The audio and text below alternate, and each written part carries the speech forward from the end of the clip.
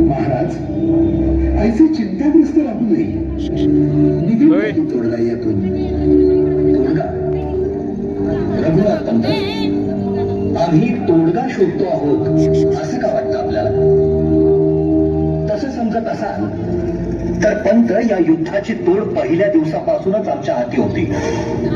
आम्ही ठरवलं असतं तर ही बेलवडीची गढी जाता जाता उद्ध्वस्त केली असती. पंत, राजांचा हुकूम होता आम्हाला. समोर लढणारी बाई हाय, तिच्यावर शस्त्र चालवलं तर मराठ्यांनी नारीचं राज्य उद्ध्वस्त केलं.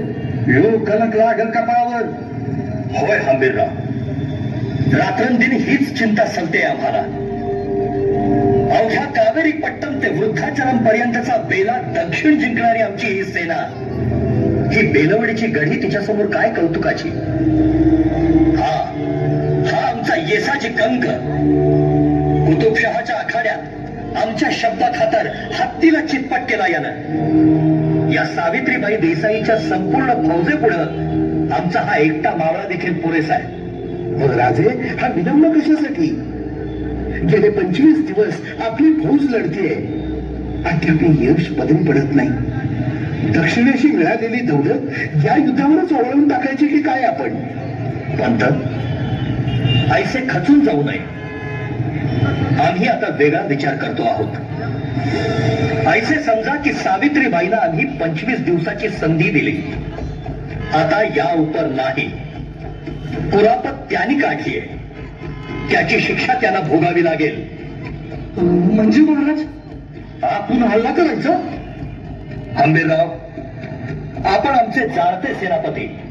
युद्धामाजी भावनांची गल्लत करू नये हे आपणासही उमगावया हवे. समोर स्त्री आहे म्हणून शस्त्र न चालवावे तर महाभारतातल्या भीष्मासारखी गत होईल आमची. इथेच शरपंजरी पडावे लागेल आम्हाला. महाराज, हे करताना आपणास किती यातना होत आहेत जाणतो आम्ही. रघुनाथ पंत, त्या वेदनांची पत्रासही आम्ही ठेवत नाही. जखमांची आभूषणं मिरवायची हौस असते मराठ्याला. वाईट एवढंच की या जखमा आपल्याच लोकांनी दिल्या.